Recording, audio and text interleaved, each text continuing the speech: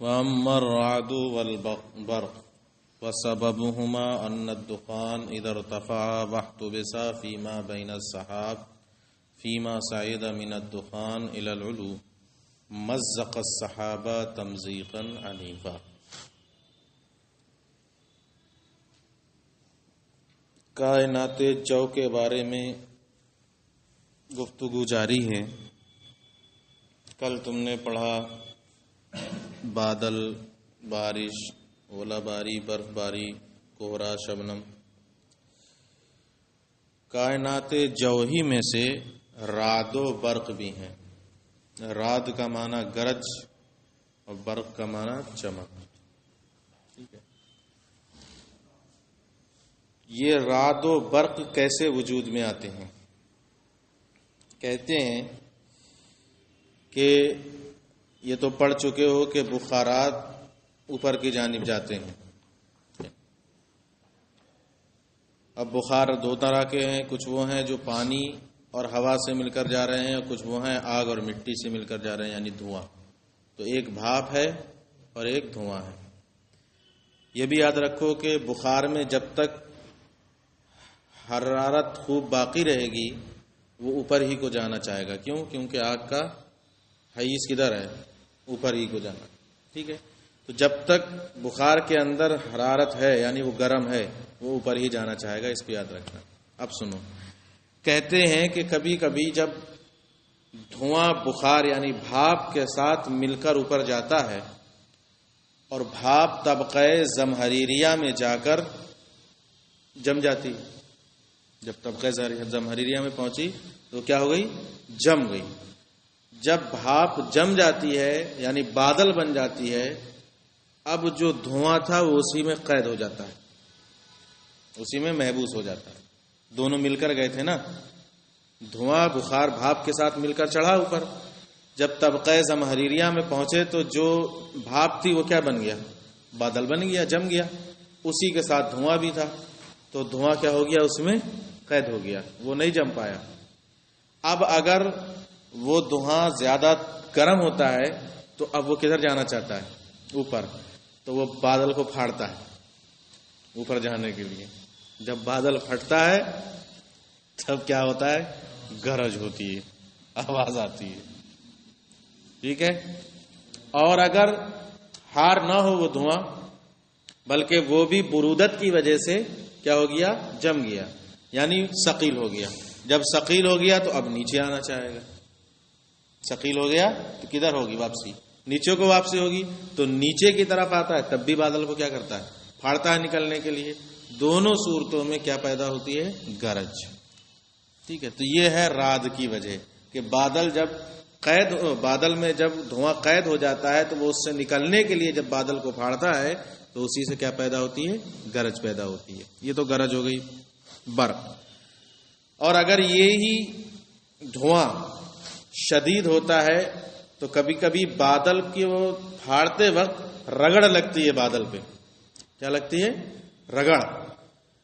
اب تو زمانہ ختم ہو گیا، ماچس کی تیلی اس فرش پہ بھی جل جائے گی۔ جلائیے کبھی، دیکھنا ٹرائی، ایسے مارنا، چمک پیدا ہوگی، اس کے بعد ماچس کی بتی جل جائے گی۔ ایسے بھی دو پتھروں کو لڑاؤ تو آگ کے چلکے نکلتے ہیں کہ نہیں نکلتے؟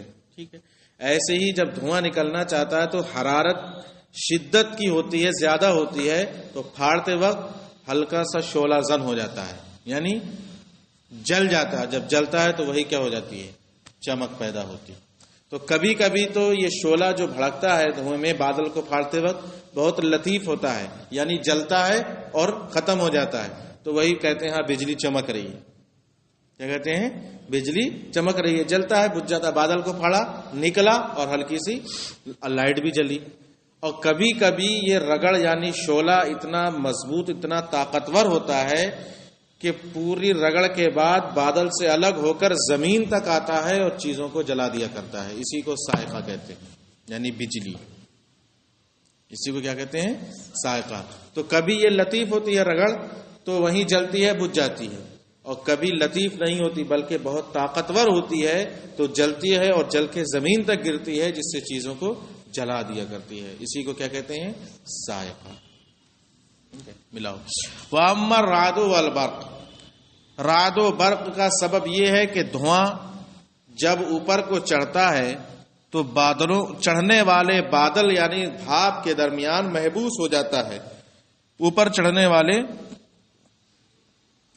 والا دھواں اوپر چڑھنے والی بھاپ کے ساتھ مل کر کیا ہو جاتا ہے؟ محبوس ہو جاتا ہے. مزق السحاب تمزیقا عنیفا، تو وہ پھر بادل کو تیزی کے ساتھ پھاڑتا ہے.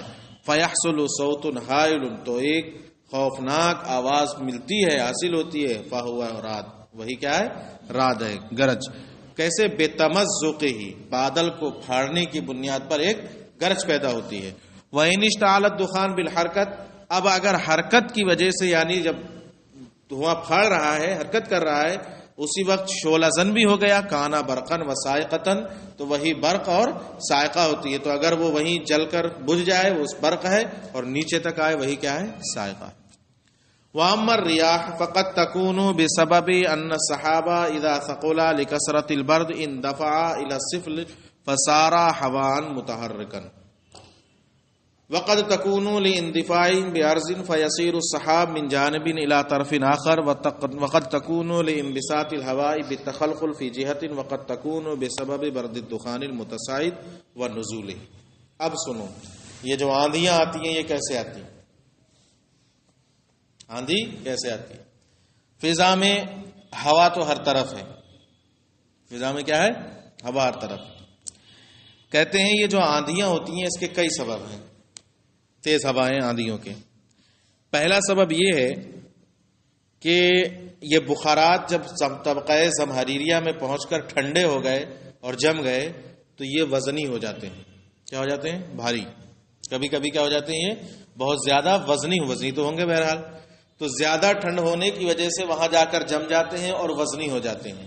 اب جب وزنی ہوتے ہیں تو تیزی کے ساتھ نیچے کو جھٹکا مارتے ہیں، تیزی سے نیچے کو جھٹکا مارتے ہیں. اب ہر طرف ہوا کیا ہے؟ بھری ہوئی ہے. یہ کتاب ہے، ابھی کوئی ہوا نہیں ہے. تیزی سے نیچے لاؤ، نیچے ہوا لگے گی کہ نہیں لگے گی؟ لگے گی. چھاتا کھول کر اس کو بند کرو اس طرح، تو یہ نہیں کہ چھاتے میں ہوا بھری ہوئی تھی، نہیں، اس کے آس پاس جو ہوا تھی اس نے اس کو تیزی سے جھٹکا مارا. ایسے ہی جب بادل نیچے کو آتا ہے وزن کی وجہ سے تو ہوا پہ پڑ کے پڑتا ہے کیا؟ دباؤ. جب دباؤ پڑتا ہے تو بس آندھی آ جاتی ہے. ایک سبب تو یہ ہوا. دوسرا سبب کہتے ہیں کہ بادل چونکہ تہبتہ ہوتے ہیں. بادل کیا ہوتے ہیں؟ تہبتہ ہوتے ہیں. تو کبھی کبھی ہوتا ہے کہ بادل ایک طرف سے دوسری جانب کو سمٹتا ہے. ایک جانب سے دوسری جانب کیا ہوتا ہے؟ سمٹتا ہے. تو ہر طرف تو ہوا ہے، جب ادھر سے سمٹا تو قریب والے کو ہوا لگی. اب جو وہ ہوا آگے بڑھی تو اس نے دوسری کو ٹکر ماری. تو اسی طرح ہوا سے ہوا لڑتی رہی اور پھر کیا ہو گئی؟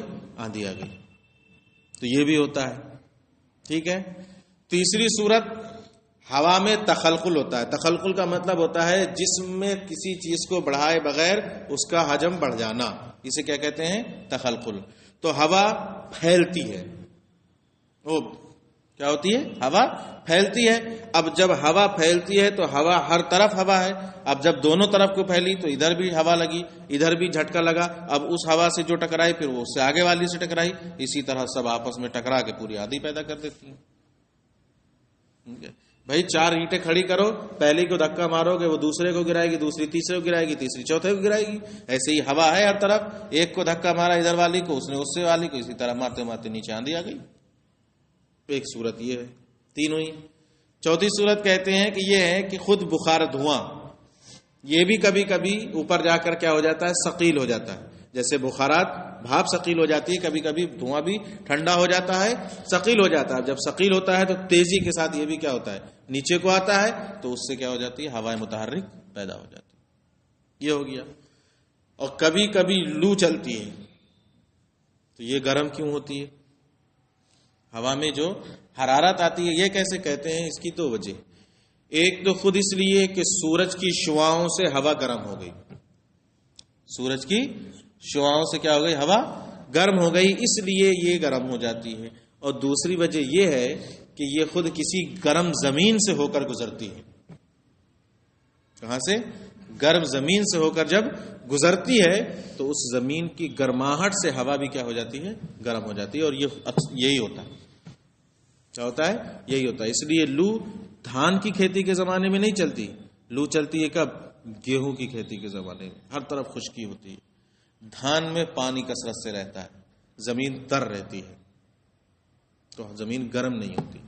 لیکن خشکی کا جو زمانہ آتا ہے اس وقت زمین کیا ہو جاتی ہے؟ بالکل گرم ہو جاتی ہے، تپنے لگتی ہے. اب اس کے اوپر سے ہو کر جو ہوا گزرے گی، گرمی میں یہی پنکھے جب گرم ہوا دیتے ہیں کس کی وجہ سے دیتے ہیں؟ یا کوئی ہیٹر ووٹر تھوڑی لگا رہتا ہے. چھت گرم ہو جاتی ہے، اس گرماہٹ کی وجہ سے پنکھے بھی کیا ہے؟ ہوائیں گرم دیتے ہیں.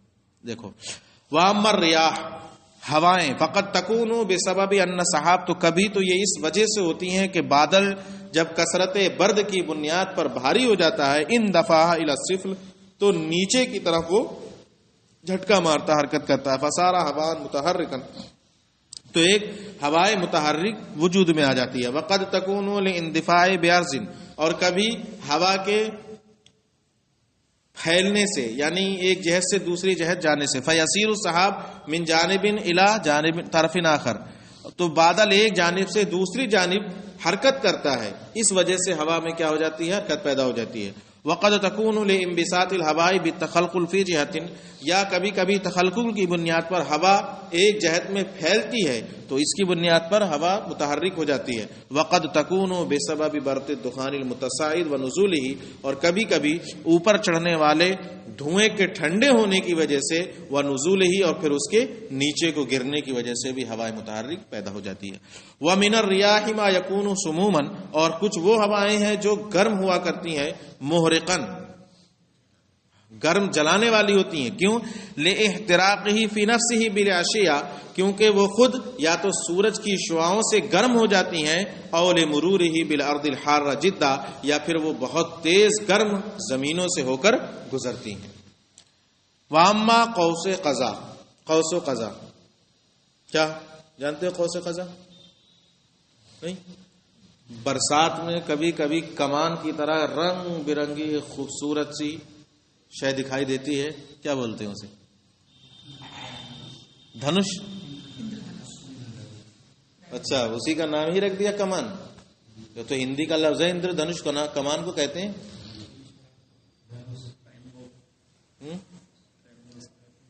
ہندی میں اسی کو دھنش کہتے ہیں، کمان ہی کو. خیر وہ کمان نما ہوتی ہے، ہمارے یہاں اس کو دھنک بولتے ہیں، کاف سے، دھنک اردو میں. بہرحال قوس قزح یہ کیسے بنتی ہے؟ کہتے ہیں اچھا دیکھنا، جب بھی بنے گی تو سورج ادھر ہوگا اور ادھر نظر آئے گی. کبھی ایسا نہیں ہوگا کہ سورج یہاں بیچ میں ہو اور تمہیں نظر آ جائے، ایسا ہو ہی نہیں سکتا. سورج جتنا نیچے جائے گا وہ اتنی زیادہ بڑی دکھے گی، اور جتنی اوپر رہے گا اتنی زیادہ چھوٹی ہوگی، اور اگر یہاں ہوگا بیچ میں تو دکھے گی نہیں. ٹھیک ہے، کیا وجہ ہے اس کی؟ اس کی وجہ یہ ہے کہ آفتاب جب جانب مخالف میں آ جاتا ہے اس طرف، تو ادھر بخار کے کچھ صاف شفاف ذرات پائے جاتے ہیں، اجزا پائے جاتے ہیں، بخارات، چڑھنے والے بخارات کے. ٹھیک ہے، اور ان بخارات کے پیچھے کوئی لطیف چیز بھی ہو، مثلا پہاڑی ہو، تو اور زیادہ خوبصورت نظر آئے گی. یوں تو وہ یہاں بھی دکھ جائے گی، وہ اس لیے دکھتی ہے کہ اس طرف پیڑ وغیرہ ہوتے ہیں. اس طرف کیا ہوتے ہیں؟ پیڑ وغیرہ. اگر پہاڑی ہو تو وہ اور خوبصورت ہو جائے گی. اس طرف پہاڑی ہو، اس کے پیچھے کی طرف، اور اس کے ادھر یہ نظر آئے تو اور بڑی دکھے گی. یہاں کتنے لائن کی دکھتی ہے، اندازہ کیا کبھی؟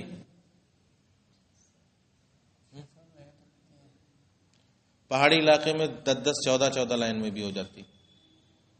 مطلب جتنے ذرات ہوتے ہیں سب پہ پھر روشنی پڑتی ہے. تو جب پیچھے کوئی لطیف مثلا پہاڑ وغیرہ ہو یا درخت ہوں اونچے اونچے، اب ادھر سے بخارات کے جو صاف شفاف ذرات اٹھے، اب سورج کی جب کرنیں اس کے اوپر ادھر سے پڑتی ہیں آپ کی جانب مخالف سے، یعنی آپ ادھر پیٹ کر کے کھڑے ہوں اور ادھر دیکھیں تو اب وہ کرنیں جب ان ذرات پر پڑتی ہیں تو ایک کمان کی طرح شکل ہمیں نظر آتی ہے، اور جو اس میں رنگ ہوتے ہیں الگ الگ قسم کے وہ سورج کی شعاؤں کی وجہ سے ہوتے ہیں، الگ سے اس میں کوئی رنگ نہیں پیدا کیا جاتا۔ یہ سب خدا کی قدرت کے اوپر ہوتا ہے کہ اس کی وجہ سے، یعنی سورج کی شعاؤں کی وجہ سے اس میں کیا ہوتے ہیں، رنگ پیدا ہوتے ہیں۔ اصل میں بخارات، ذرات، اجزاء جیسے جیسے رہتے ہیں، کرنے وہی پڑ رہی ہیں، شعائیں وہی پڑ رہی ہیں، لیکن رنگ کیا ہو جاتے ہیں، ان کے مختلف ہو جاتے ہیں بخارات کے اجزاء کے الگ الگ ہونے کی وجہ سے۔ رہی قوس قزح فہیا انما تحدث من ارتسام ضوء النیر الاکبر۔ دیکھو فلسفے کی زبان میں سورج کو نیر اکبر کہا جاتا ہے، ٹھیک ہے، سب سے بڑا ستارہ۔ تو سب سے بڑا ستارہ کیا ہے؟ سورج ہی۔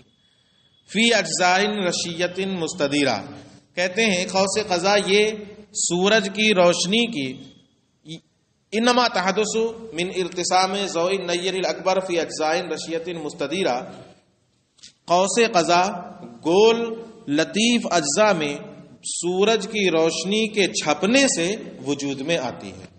سورج کی روشنی کے صاف شفاف اجزاء میں چھپ جانے سے گولائی میں نظر آتی ہے، اس سے وجود میں آتی ہے۔ واختلاف الوانھا، اور رہا اس کے رنگوں کا اختلاف، بے سبب اختلاف ضوء النیر، تو وہ سورج کی روشنی کے اختلاف کی وجہ سے مختلف ہوتے ہیں۔ بس الوان الغمام المختلف، ہاں، اور مختلف قسم کے بادلوں کے رنگوں کی وجہ سے، یعنی جو اجزاء ہیں وہاں پر بخارات کے وہ الگ الگ طریقے کے ہیں، تو اس پہ سورج کی شعاعیں جب پڑتی ہیں تو الگ الگ طرح کے رنگ بھی ہو جایا کرتے ہیں۔ بس اتنا رہتا ہے۔